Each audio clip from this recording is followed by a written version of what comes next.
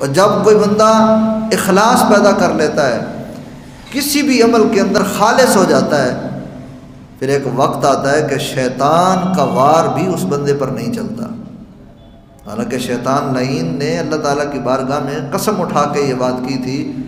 کہا تھا کہ قال فبعزتک لاغوینہم اجمعین،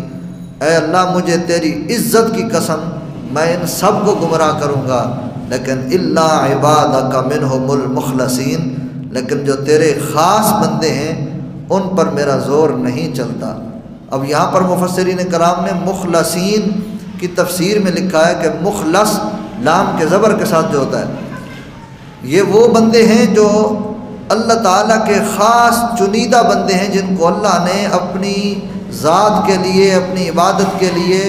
اعمال صالحہ کے اخلاص کے لیے جن کو رب نے چن لیا ہے،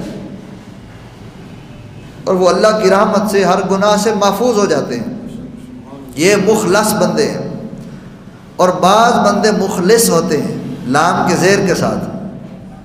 ان کے بارے میں مفسرین کرام نے لکھا کہ ایسا بندہ جو اپنے آپ کو اللہ کے کاموں میں، دین کے کاموں میں، نیکی کے کاموں میں، عبادت کے کاموں میں خود کو لگا دے اور ہر قسم کی برائی سے بچنا شروع کر دے، پہلے وہ مخلص بن جائے، ٹھیک ہے، اپنے آپ کو اللہ کے دین کے لیے لگا دینا۔ ایک یہ ہے جو خود کو لگا رہا ہے، اور ایک وہ ہے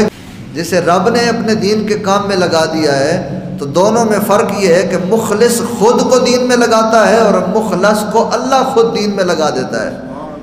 ہمارے استاد محترم اس آیت کے تحت فرمایا کرتے تھے کہ اے بچوں، پہلے تم مخلص بن جاؤ، پھر اللہ تمہیں مخلص بنا لے گا۔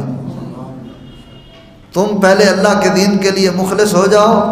پھر مخلص بنتے بنتے بنتے جس وقت پکے مخلص بن جاؤ گے تو انشاءاللہ اللہ اپنے فضل و کرم سے تمہیں مخلص بنا لے گا۔ اور جب کوئی مخلص کے درجے سے مخلص کے درجے پر فائز ہو جائے، ٹھیک ہے، تو پھر اس کے اوپر شیطان کا زور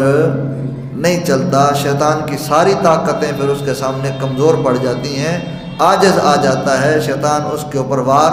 نہیں کر سکتا۔ دعا یہ کرنی چاہیے کہ اے اللہ ہمیں اپنے مخلص بندوں کے اندر شامل فرما لے، ہم تیری بارگاہ میں سچے دل سے پورے اخلاص کے ساتھ حاضر ہو جائیں، ہمیں اپنی پاک بارگاہ میں اخلاص والی عبادت کی توفیق عطا فرما۔